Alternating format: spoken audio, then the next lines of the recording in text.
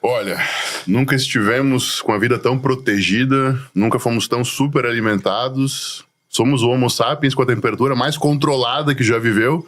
Em contrapartida, os estudos, muito embora não precise de estudo para isso, somos os mais ansiosos, os mais depressivos. Alguma coisa está errada, tu não acha, Gutão? O nível de tolerância ao desconforto e o nível de necessidade por prazer imediato tá no maior nível da história, pô. Por isso que a geração tá frágil. O nível de desconforto tá muito... A tolerância a ele tá muito baixa. Então vamos fazer isso. Eu não gosto. Vamos fazer aquilo. Dá trabalho. Como é que eu vou pro digital? Tem que aparecer todo dia. Como é que eu faço sem aparecer? Então o nível de tolerância à dor tá muito baixo. E o nível de busca de prazer tá muito alto. Tanto é pelo acesso às coisas da facilidade, né? A Revolução Industrial veio, trouxe muitas facilidades que diminuíram nossas necessidades de esforço. Pensando assim em evolução mesmo, a gente vamos pensar bem mais tarde. Vamos pensar lá no Pleistoceno, que é um período de 2,6 milhões até 11,7 mil anos atrás. Então é um período que vem até o quê? A revolução agrícola. Agricultura, domesticação de animais. Cara, aqui começou, aí vem formação de cidade, revolução em cima da revolução. Aí vem uma que o Guto citou que é importantíssima, industrial. Cara, a gente foi cada vez mais tornando a vida mais confortável sem a gente estar adaptado para isso. A nossa vida se tornou uma panaceia de conforto e simplesmente hoje a gente não está, literalmente, a gente não está adaptado. E vai ficar pior, tá? O futuro é menos promissor nesse sentido. Tem um livro muito bacana do Steven Kotler, em coautoria com Peter Diamandis. Eles também são cofundadores da Singularity University, uma universidade que fica no Vale do Silício e estuda futurismo, né, tecnologia e tudo mais. E nesse livro chamado Abundância, ele diz que nós estamos vivendo agora a era de maior abundância de oportunidades da história. Em contrapartida, no século da Revolução Industrial, nós tivemos 100 anos de evolução em um século. O que é coisa pra caralho, evoluir 100 anos em 100 anos. Nessa era agora de revolução biotecnológica, a gente vai ter uma evolução de 100 mil anos em 100 anos. É muito rápido, irmão. Só que assim, eu fico me perguntando qual alternativa a gente tem a não ser buscar o conforto como sociedade e tentar buscar o desconforto como indivíduo para se desenvolver. Porque o que acontece? Existem diversas coisas que você pode fazer, mas assim, antes da gente adentrar no que pode ser feito, porque eu acho que isso é até... A gente precisa traçar o panorama do que está acontecendo. Cara, pega, por exemplo, os anos pós-Segunda Guerra Mundial, ali, que são os anos dourados, né? Hippies, aquela ideia de agora acabou, é paz e amor, etc. Abraçar a árvore. Cara, criou uma geração de pais super protetores que aumentou a ansiedade e depressão em jovens porque eles não exploram seus limites cognitivos e físicos. Isso aí. Não explorar teu limite cognitivo e físico é um problema seríssimo. Por quê? Porque o desconforto ele é um mecanismo de autopreservação. Se você ficar deitado muito tempo numa cama, por exemplo, você vai o quê? Atrofiar. Se a gente não tiver agentes estressores, o músculo não tiver agente estressor para estressar ele de alguma forma, ele vai fazer o quê? Atrofiar. Tecido conjuntivo, falando de fisiologia, ele cresce com estresse, pô. Tecido conjuntivo é o quê? Músculo, tendão, osso. Cresce com estresse. Eu tenho artrose, vou treinar com porrada. Vai estressar teu osso e ele ficar mais forte, pô. Então a gente precisa desse momento estressivo. E agora, um grande ponto, cara. O Guto falou que esse estresse, ele precisa ser agudo. Exato. Ele não pode ser crônico. Exatamente. A gente tá acostumado ao quê?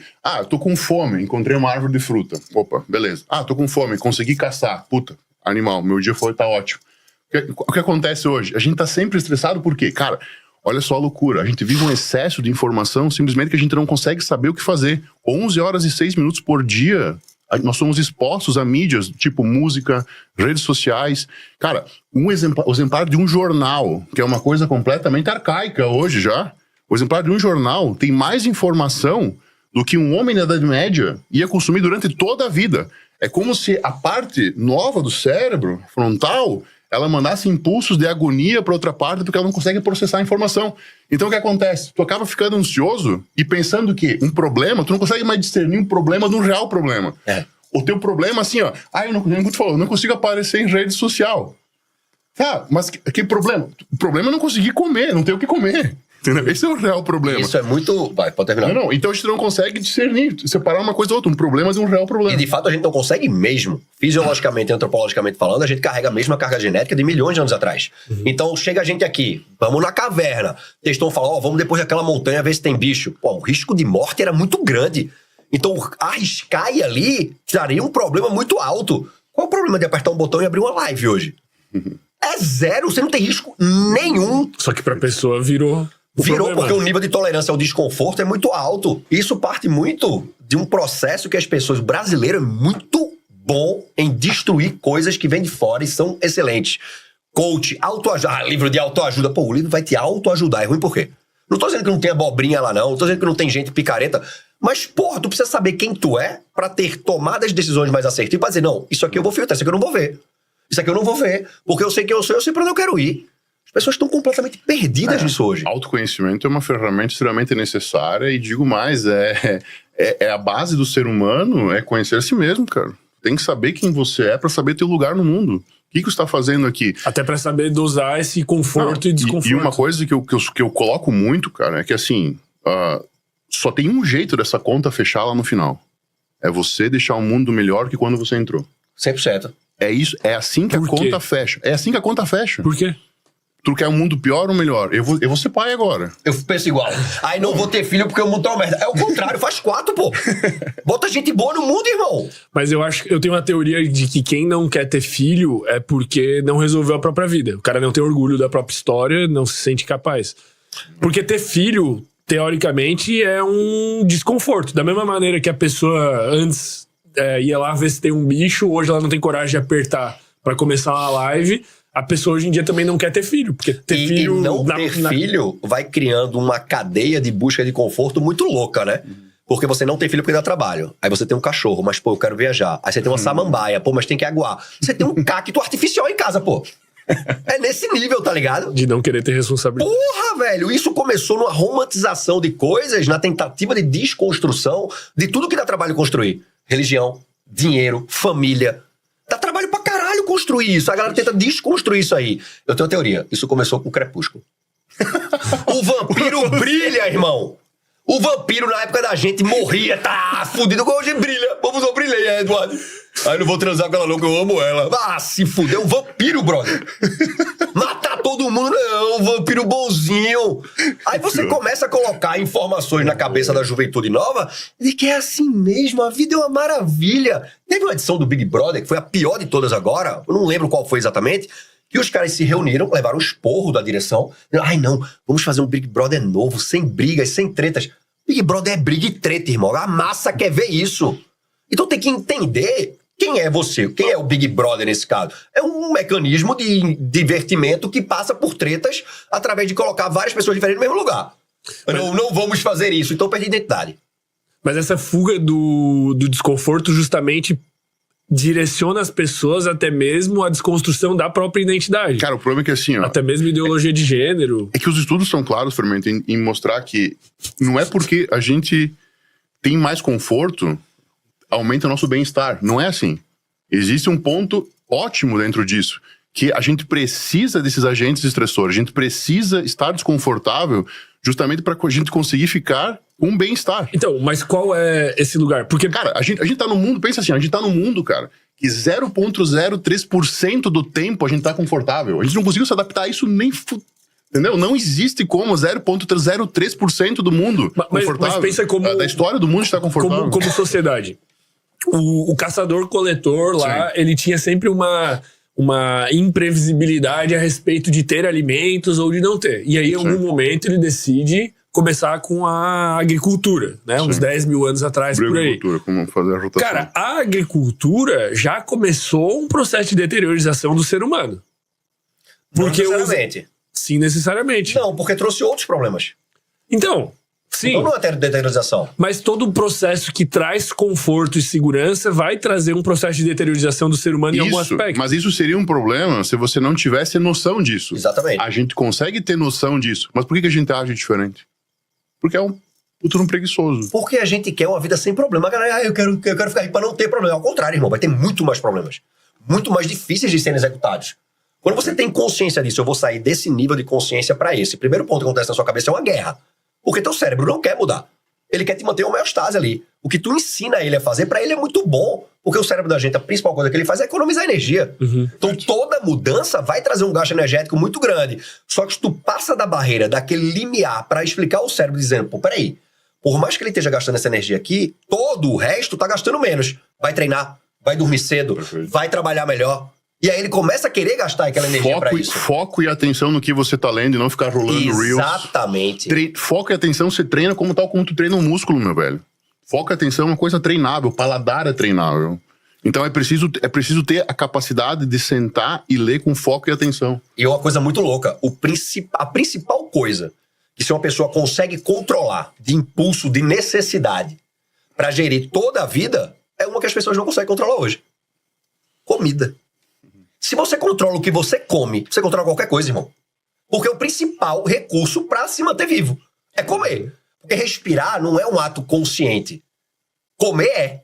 E até respirar a gente respira errado, né? Mas... Não, pra caralho, mas respira. Sacou a parada? Sim. Mas não tem consciência do que comer, por que comer, quando comer. O que é que isso aqui vai me fazer bem? O que vai fazer bem? Esse é o ponto. Porque o que acontece? Cara, a gente vive uma era, beleza, 1/4 de pessoas vão ter problemas cardiovasculares, 1/3 vão ter problemas relacionados a diabetes. A gente conseguiu empilhar anos na existência, mas nós não conseguimos empilhar esses anos com a mesma qualidade de vida. Sêneca já alertava, Lúcio Zanael Sêneca, que Tipo, 2.000 anos atrás. Mais ou menos, é isso aí. Viver mais não significa colocar mais anos na vida. Viver mais é viver com qualidade de vida. Como é que você vai chegar com 80 anos? E não simplesmente chegar a 80 anos. Até porque tu não garante esse resultado de chegar a 80 anos. Mas a sociedade, A imprevisibilidade. inevitavelmente, vai buscar construir coisas que tragam conforto. Só que aí cabe aos indivíduos saber usufruir desse conforto, dessa segurança, ainda assim mantendo uma vida em que busque... Porque, por exemplo, tu gostaria de acordar amanhã e ter que caçar o teu próprio alimento? Mas por eu não ter que caçar, eu preciso ter uma... Vamos chamar isso de rotina do desconforto. Tá. A partir de agora, então, vamos chamar isso de rotina do desconforto. É preciso ter uma rotina do desconforto, porque a gente foi feito pro desconforto. Cara, o tempo era clima seco, clima gelado, quente pra caralho. Se eu fosse pegar, por exemplo, os Hadza, que são a tribo, que é a última tribo no mundo a viver como caçadores e coletores, eles se exercitam ainda 14 vezes mais do que o americano médio. Cara, o braço de uma mulher do Pleistoceno tem 16% mais massa muscular Que o do fermento. Mas era esse exemplo que eu utilizar. do que um remador do colegial norte-americano. É 22 vezes mais que o teu. Mentira, pô. Sério, mano. Caralho, meu irmão. Porque a gente não usa tanto. Atrofia. Cara, o mecanismo de... Até o século XXI, a gente pensava que o mecanismo de fadiga era uma coisa relacionada à oferta e demanda. O que certo? é mecanismo de fadiga? Saber, tô cansado, parei. Tá. Não vou adiante. O nosso limite. Não vou adiante, o limite. Que a gente achava que o mecanismo de fadiga era uma coisa de oferta e demanda até o século XXI. Hoje a gente sabe o que, cara? Olha só. A gente sabe que o mecanismo de fadiga são impulsos que o cérebro envia, sensações ilusórias de fadiga para garantir com que o corpo não quebre a homeostase. Não quebre o equilíbrio, cara. Ele te enrola dizendo, não vai mais, porra, tá bom. Porque eu tô tranquilo Já fez agora. tanto. Tipo, Já fez literalmente tanto. uma ilusão pra tu economizar energia. E assim, esse equilíbrio é uma coisa colocada, por exemplo, assim, que o nosso ambiente criou. Então, imagina assim, algum momento da tua vida você se forçou para comer muito. Se você tá acima do peso, em algum momento você teve que forçar para comer muito. Exatamente. Entendeu? Porque viver a vida, uma vida... Por isso que, geralmente, essas pessoas que são viciadas em conforto, elas são também viciadas em prazeres de curto prazo. Prazeres hedônicos. Compulsão alimentar, Perfeito. compulsão por compras.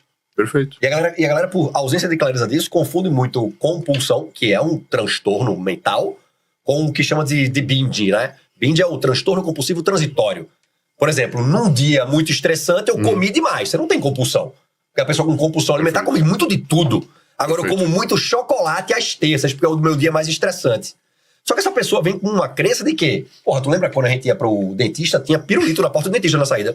Não chorou, toma um pirulito. E aí tu cresce com aquilo ali. Toda vez que eu passo por um processo estressante, eu mereço uma recompensa, eu posso me dar isso. Sim. Só que tu tá adulto, irmão, tu não vai comer um pirulito. Tu vai comer 2 pizzas e um pote de Nutella.